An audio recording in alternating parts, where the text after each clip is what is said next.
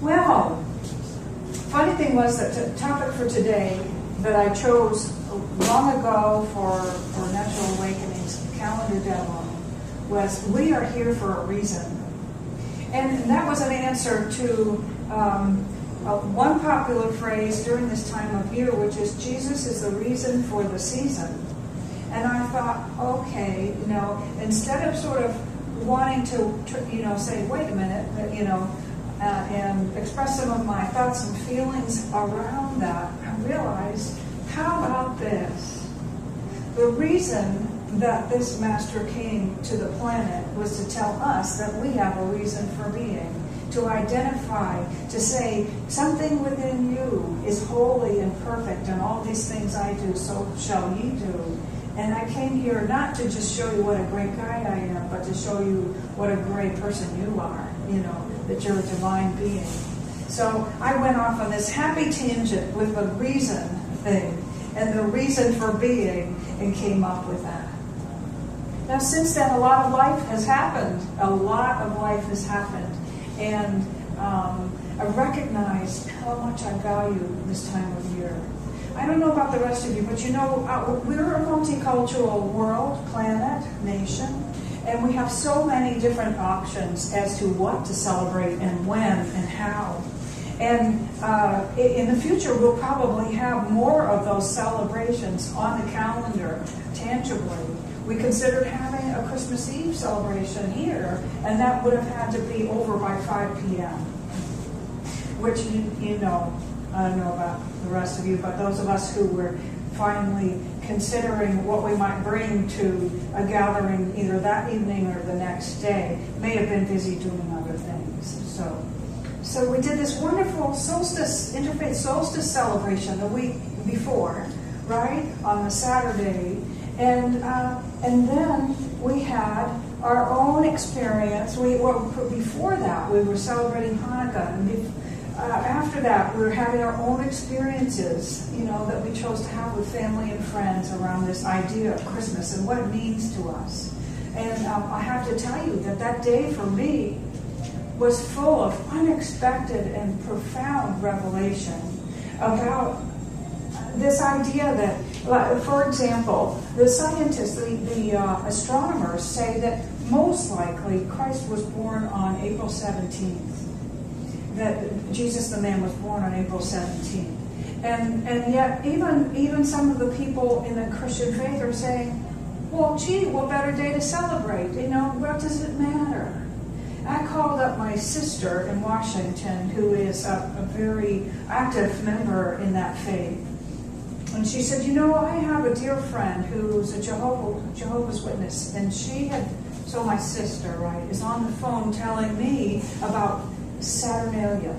She's saying that this holiday on December 25th that existed in earth-based religions before it was proclaimed to be the birthday of Jesus was a celebration of the sun god. So what my little revelation was that try as we all might to replace one thing with another, to avoid one thing in favor of another, we always end up right where we promised we'd never go, and it's wonderful. So my experience on Christmas Day was so holy that all I could do was share little bits of revelation about love and weep, and then say, well, I got to be quiet because that's going to happen again. It was beautiful. So that's not at all what I had planned. But what I did have planned is to tell you how much I love this thing that comes after all of that, which is the changing of the years. On the fiscal side, many of us have a great deal of homework to do right now. If you have any licenses, they usually get renewed right now. I've got like 3.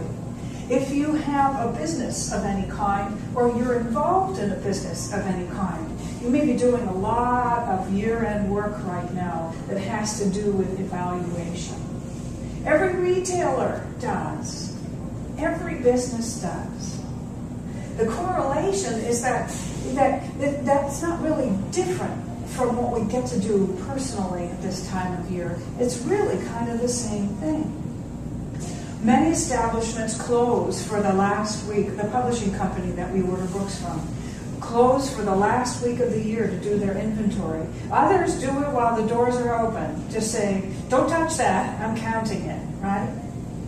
But it's great. It's a wonderful opportunity to take stock, to just evaluate.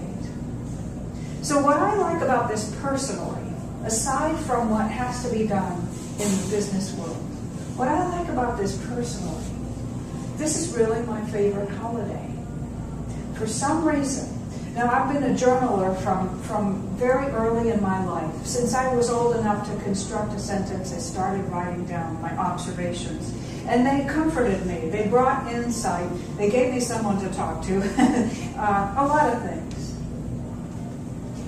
Many times in the past 25 or 30 years, I have enjoyed sitting by myself when I lived up in Vermont, or I was visiting there at this time of year, sit in the kitchen by the wood stove with lots of blank paper and a pen or a really nice pencil and a cup of tea because it was late, and just sit there and reflect and ask myself, what was last year like?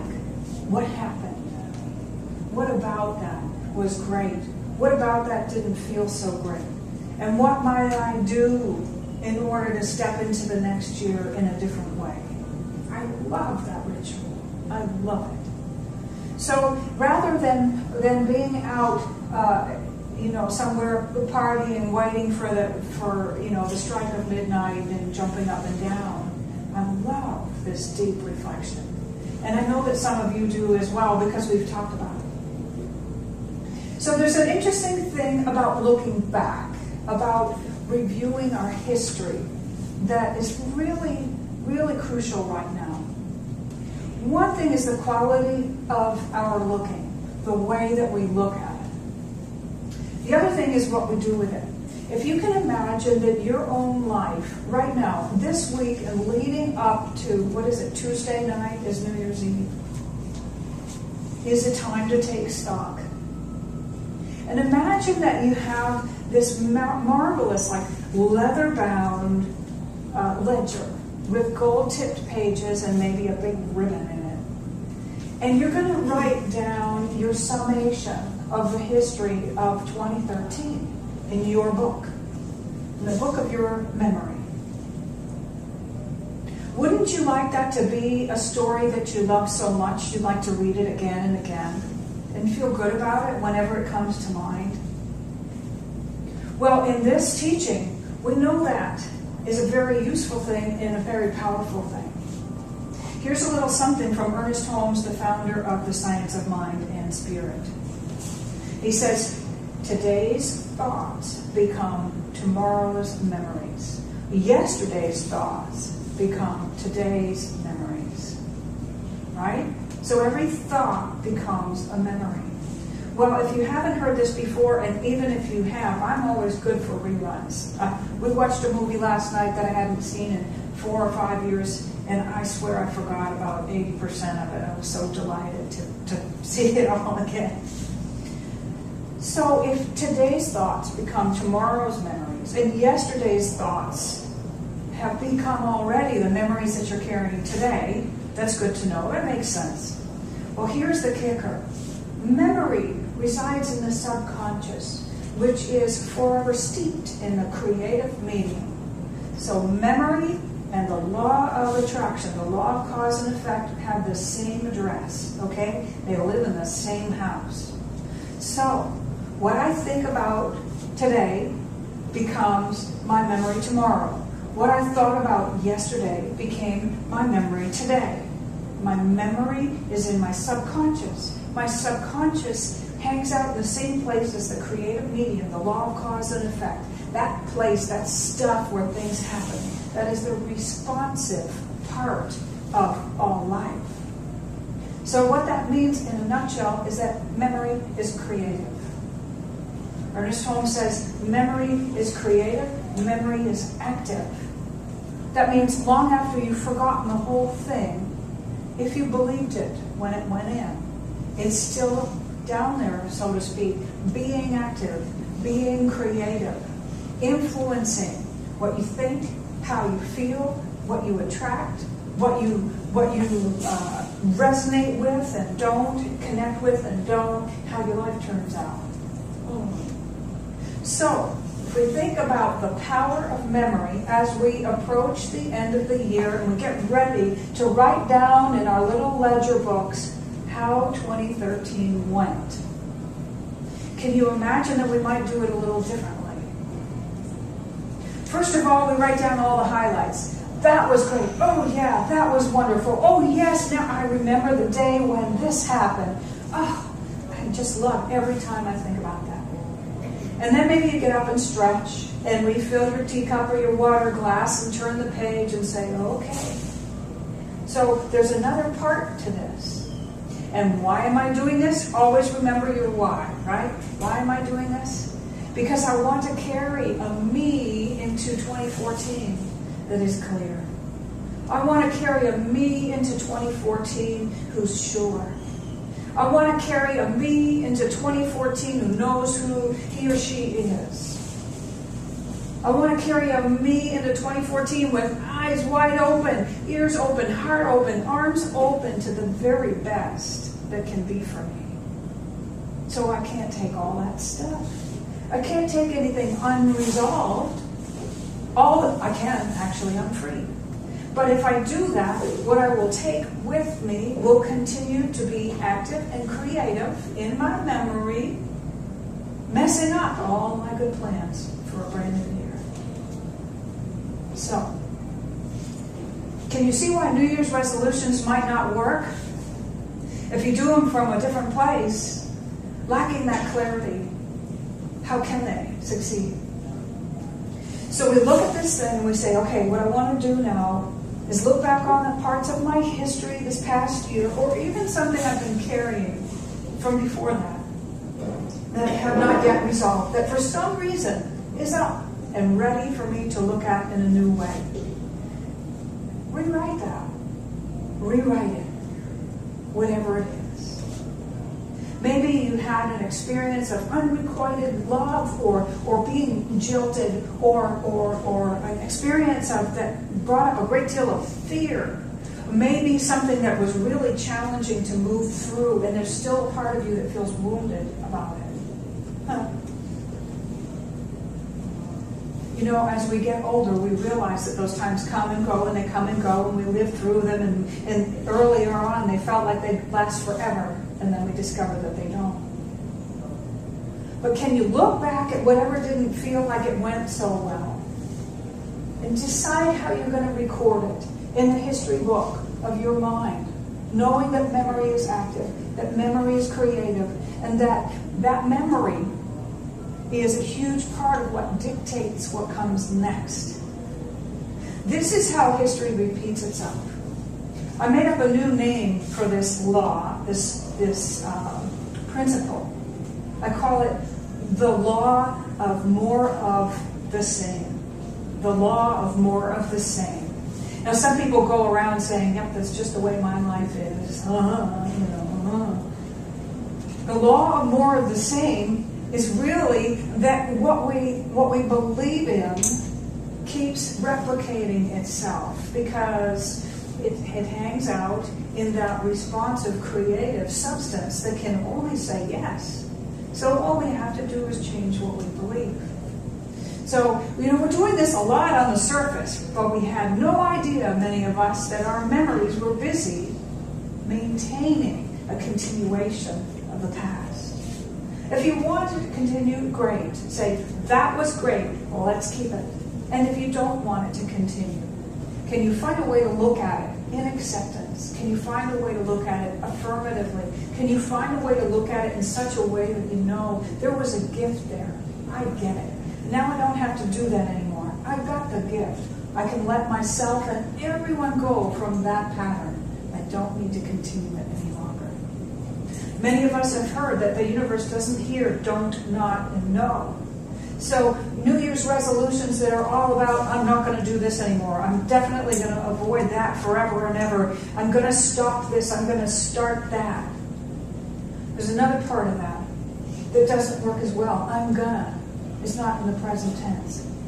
So the next thing to do after deciding how you're going to write the history, and also to judge the value and the meaning of it, because if you want to think about value, taking inventory at the end of the year, you're going to also look at the riches of your life experiences. Each one of those acts of appreciation raises your vibration and enables you to see and hear more good and attract more and experience more good.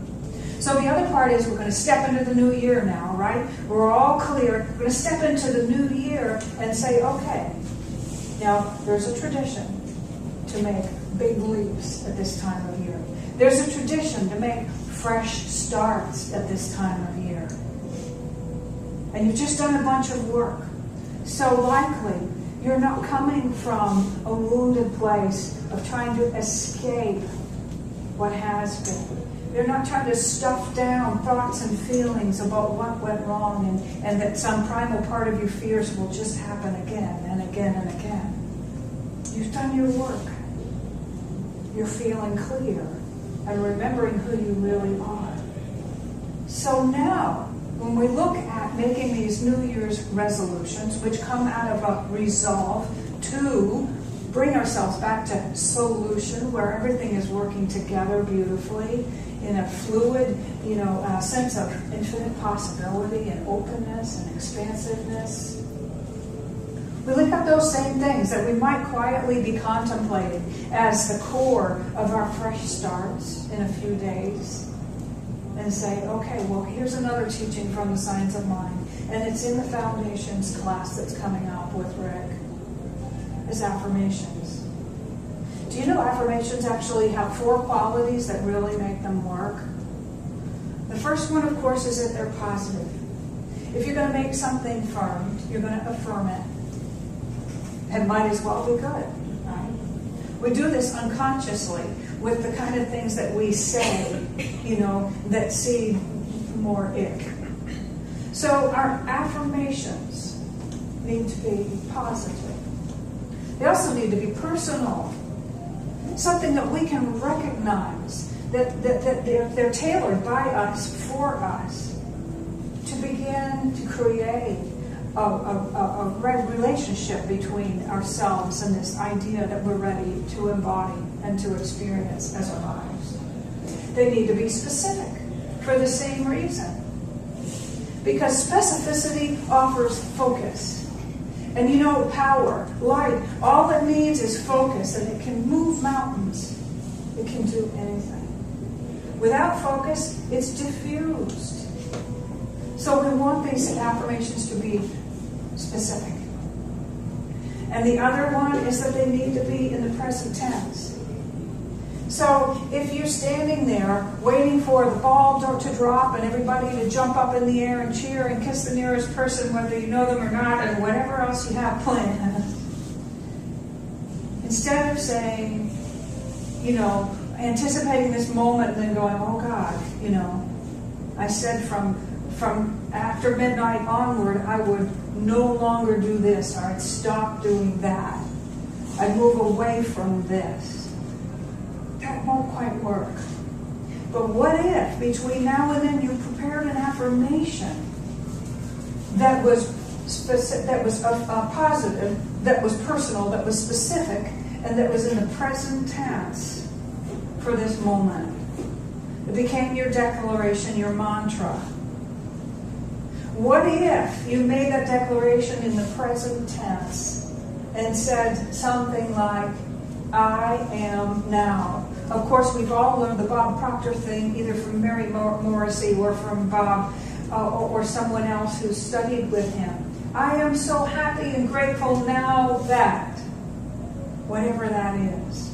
Many of us have been in the Prosperity Plus class for 10 weeks, and we're taking a breather before we step into the second round to go further with that. We have crafted vision statements that are positive, that are personal, that are specific, that are in the present tense.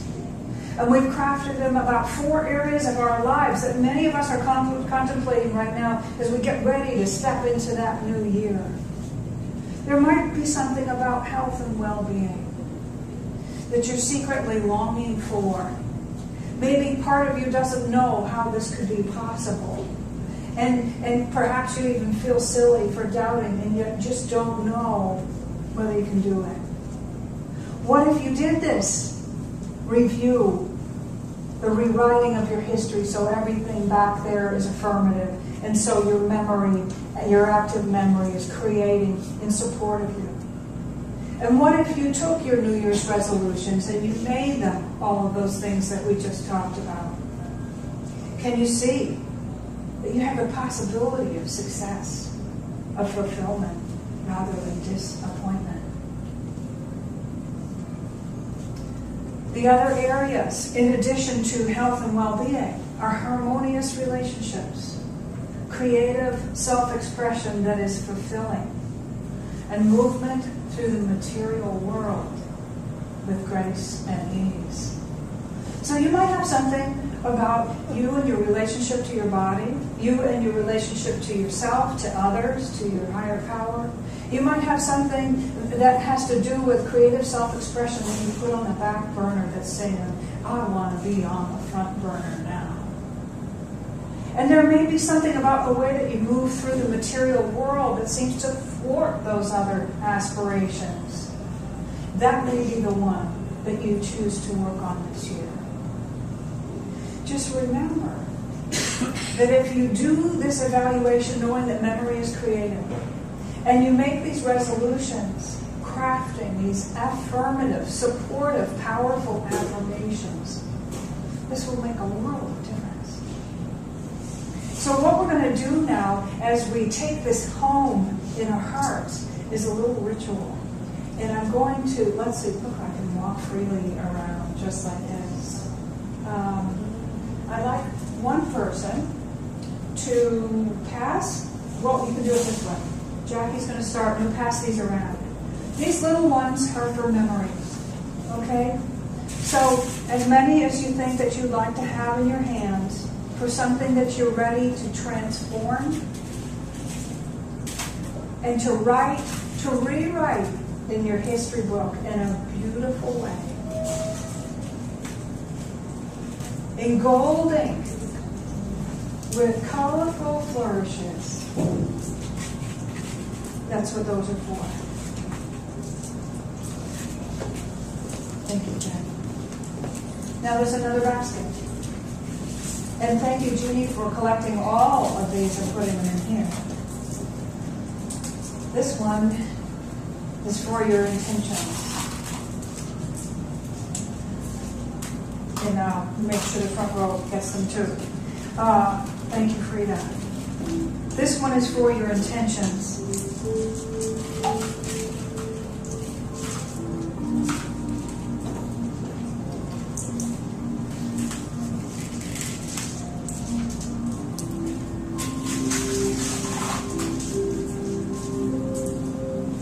As you hold these stones in your hands, and you recall the things that came up as I was sharing about the history, about the past, and the future. Take a few moments to choose what each of these tokens and symbols means to you.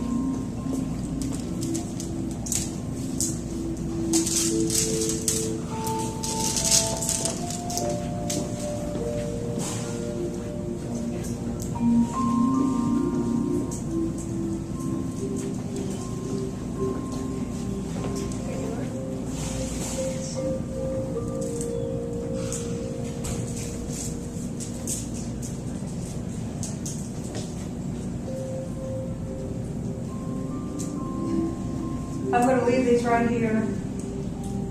These are memories. These are intentions.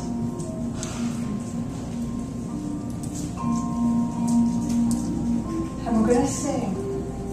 And as soon as you feel ready, I want you to walk up that way. And take a moment. And place those things on the altar in whatever way is meaningful for you. And then come back this way to your seat. Okay? And we'll sing until we're all done.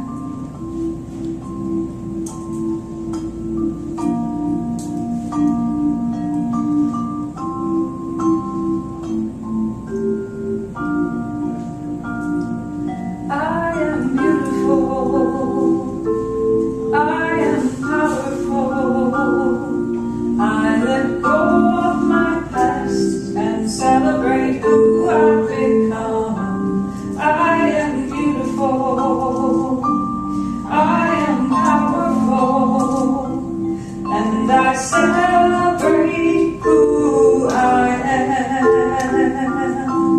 I am beautiful. I am powerful. I let go of my past and celebrate who I've become. I am beautiful. I am powerful. And I celebrate who I am. I am beautiful. I am powerful. I let go of my past and celebrate who I've become. I am beautiful. I am powerful.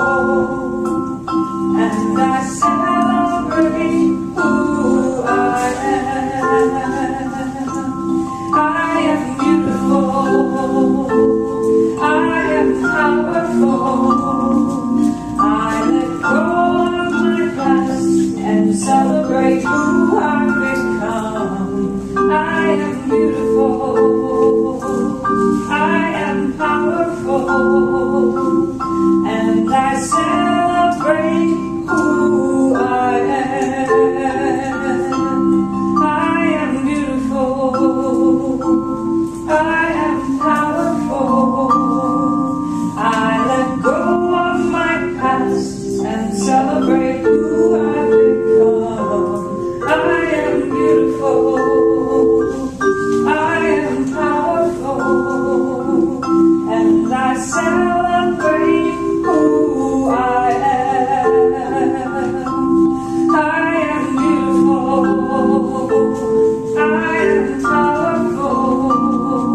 I let go of my past and celebrate who I've become. I am beautiful. I am powerful. And I celebrate who I am. I am beautiful. I am powerful. I let go of my past and celebrate who I've become. I am beautiful. I am powerful. And I celebrate who I am. I am beautiful. I am powerful. I let go of my past and celebrate who I've become. I am beautiful. I am powerful. And I celebrate who I am. I am beautiful. I am powerful.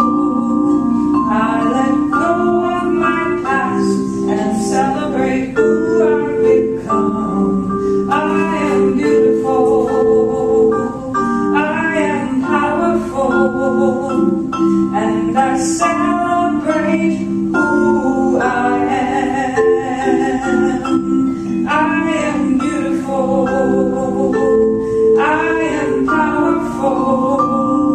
I let go of my past and celebrate who I've become. I am beautiful. I am powerful. And I celebrate who I am. I am beautiful. I am powerful. I let go of my past and celebrate who I've become. I am beautiful. I am powerful. And I celebrate who I am.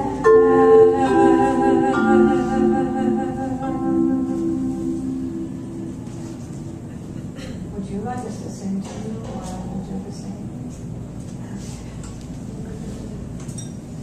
So we're just going to close this with a prayer. I know that God is in this place. I know that Spirit, Creator, the absolute, the all that is, the I am principle, has been a part of this ritual, has been a part in bringing us here today, and remains a part of our lives inextricably for eternity. Therefore, I know that our thoughts and feelings, our choices, our words, our deeds, our experiences are all blessed. And in gratitude for the year that was and the one that comes, for the clarity and the wisdom, for being able to step into the new year with that, with the greatest vantage point and the greatest awareness yet of who we are, I give thanks. Knowing that we are blessed and that who we are is a blessing to the world, I simply release my word. It is already done. And together we say, and so it is.